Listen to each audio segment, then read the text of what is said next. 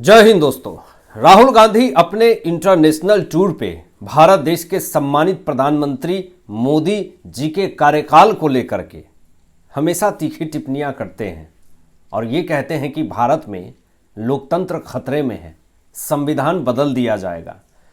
लेकिन अगर लोकतंत्र की सबसे ज्यादा अगर फायदा किसी ने उठाया है तो वो राहुल गांधी हैं। दिन और रात भारत देश के सम्मानित प्रधानमंत्री मोदी जी के लिए जहर उगलना, क्या ये लोकतंत्र की शक्ति का गलत प्रयोग नहीं है? ये दुरुपयोग कर रहे हैं लोकतंत्र का। लोकतंत्र ने हमें ताकत दिया है कि आप किसी से सवाल पूछ सकते हैं, आलोचना कर सकते हैं, लेकिन अपने दायरे में रख करके। एक संवैधानिक पद पे बैठा हुआ एक नेता, आप उसके खिलाफ इस तरह का जहर उगलेंगे? देश के सम्मानित पद पे बैठे प्रधानमंत्री मोदी के लिए आप इस तरह का घटिया शब्द का प्रयोग करेंगे? और आप विदेश में जाकर के कहते हैं कि लोकतंत्र खतरे में है, लेकिन सबसे ज्यादा जहर उगलने वाले तो आप ही हैं। अभी एक मामला सामने आया है दोस्तों, जिससे कोर्ट ने बड़ी लतार लगाई है राहुल गांधी को, और बड़ी सख्त लतार लगाई है। और कोर्ट ने क्या कहा है, क्या खरी खोटी सुनाई है, और कैसे राहुल गांधी की मुसीबतें बढ़ गई है, पूरा विषय बताएंगे कि किस तरीके से चुनावी रैली में इन्होंने एक भद्दी टिप्पणी दे दी है नरेंद्र मोदी जी को लेकर के, और सनातन विरोधी बयान भी दिया है। आपको बताते हैं पूरा मामला।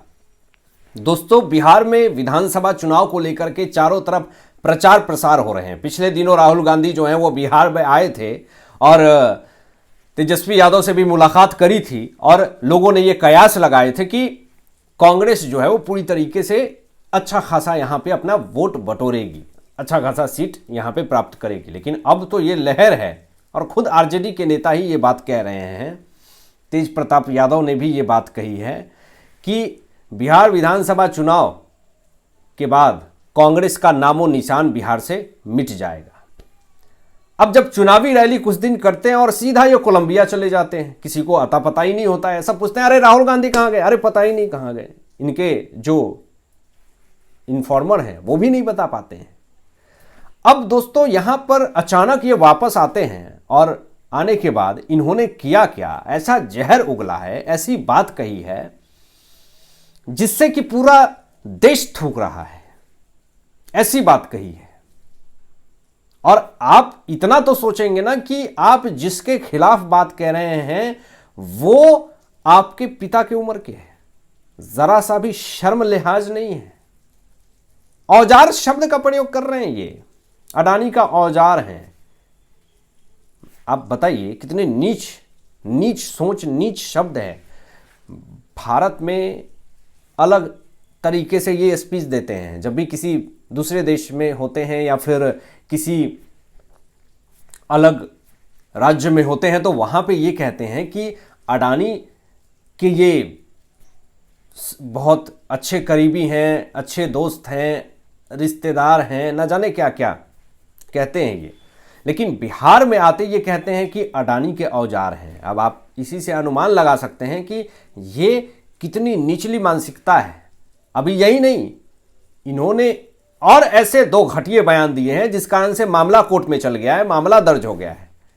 राहुल गांधी पे कोर्ट में केस हो गया है, और हुआ ये मामला दोस्तों मुजफ्फरपुर के सीजेएम कोर्ट में केस दर्ज हुआ है राहुल गांधी के खिलाफ।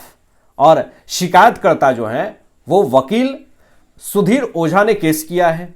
और बयान की वजह है कि राहुल गांधी ने चुनावी रैली में नरेंद्र मोदी जी पे टिप्पणी की। अब क्या टिप्पणी की ये मैं आपको बताऊंगा, लेकिन जो ये चुनावी रैली हो रही थी जहां पे राहुल गांधी ने नरेंद्र मोदी जी के खिलाफ इस तरह का जहरीला बयान दिया, वो सहरसा में दिया है। अब वहां पर जितने भी मोदी समर्थक थे राहुल गांधी का पूरी तरीके से विरोध करने लगे, और चारों तरफ राहुल गांधी को लेकर के काफ़ी ज़्यादा आक्रोश हो गया।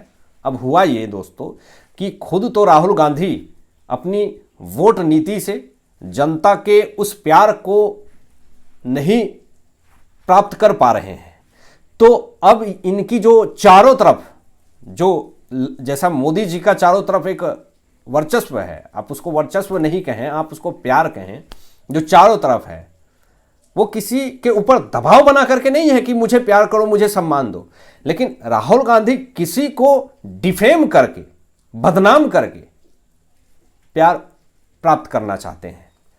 ये एक्सेप्ट नहीं करना चाहते हैं कि जनता खदेड़ करके भगा रही है, तो ये वोट चोरी का आरोप लगा देते हैं, इलेक्शन कमीशन ऑफ इंडिया के ऊपर आरोप लगा देते हैं।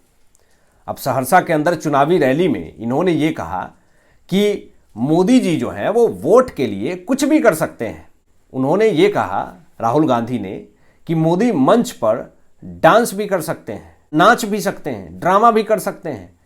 अब आप इसी से अंदाजा लगा लीजिए कि ये एक देश के सम्मानित प्रधानमंत्री के लिए अगर ऐसा शब्द का प्रयोग कर सकते हैं, तो भारत के वीर सैनिक और महापुरुषों के लिए अगर कुछ ऐसी टिप्पणियां दे देते हैं तो फिर बहुत सोचने वाली बात नहीं होगी। इनका ये आम हो गया है, और जाकर के विदेश में कहेंगे कि लोकतंत्र जो है वो खतरे में है। आप एक देश के सम्मानित प्रधानमंत्री को लेकर के आप कह रहे हैं कि वो वोट के लिए स्टेज पे नाच सकते हैं, डांस कर सकते हैं, ड्रामा कर सकते हैं। क्या चल रहा है ये? इतना नीचे तो आज तक कोई नहीं गिरा जो राहुल गांधी गिर चुके हैं वोट पाने के लिए। इतना घटिया स्टेटमेंट आज तक किसी भी ने नहीं दिया। पूरे इतिहास की मंडली उठा करके देख लीजिए जिसमें किसी नेता ने इतना घटिया, देश के सम्मानित पद पे बैठे वर्तमान में प्रधानमंत्री पे ऐसा ओछी टिप्पणी, घटिया टिप्पणी जो है वो नहीं दी, लेकिन इन्होंने दिया। अब आप इसी से अंदाजा लगा लीजिए कि इनकी सोच कितने निचले स्तर की है, इनकी घटिया सोच आखिर किस हद तक है। और राहुल गांधी ने एक और गलती कर दी। गलती यह कर दी कि इन्होंने जो महापर्व है बिहार के लिए, छठ पर्व, उसको लेकर के ड्रामा शब्द का प्रयोग कर दिया। आप समझ सकते हैं कि सनातन विरोधी यह बयान है, आपने ड्रामा शब्द का प्रयोग कैसे कर दिया। छठ जो महापर्व है, जो कि सालों तक इंतजार करते हैं बिहारी, और अब तो पूरे विश्व में छठ को महापर्व माना जा रहा है और पूरे विश्व में लोग खुशियां से मनाते हैं, लेकिन वही राहुल गांधी एक वोट नीति के लिए, कुछ ऐसे वोटर्स को खुश करने के लिए छठ पर्व को ड्रामा शब्द से आप संबोधित कर रहे हैं। तो इससे आने वाले समय में बिहार में जो कांग्रेस पार्टी है जड़ से खत्म होने वाली है, और इसका कारण और कोई नहीं, सिर्फ राहुल गांधी की बयान और राहुल गांधी की घटिया सोच। इस बयान को अपमानजनक माना गया नरेंद्र मोदी जी को लेकर के जो इन्होंने दिया, और अगला जो कदम है वो कोर्ट में सुनवाई होगा और कानूनी प्रक्रियाएं चलेगी। 11 नवंबर को फिर से सुनवाई है, कोर्ट ने खरी खोटी सुनाई, लतार भी लगाई है, और आने वाले समय में इस छठ को ड्रामा कहना और नरेंद्र मोदी जी को लेकर के वोट के लिए नाचने और ड्रामा करने वाली बात पे राहुल गांधी की बड़ी समस्याएं जो है बढ़ेगी। आप उदारता देख लीजिए देश के सम्मानित प्रधानमंत्री मोदी जी के लिए कि उनकी माताश्री, दिवंगत माताश्री के लिए कांग्रेस पार्टी के मंच से उनके माता को गाली दी गई, लेकिन एक शब्द तक नहीं कहा गया। राहुल गांधी के मुख से एक शब्द तक नहीं निकला, माफी तक नहीं मांगी।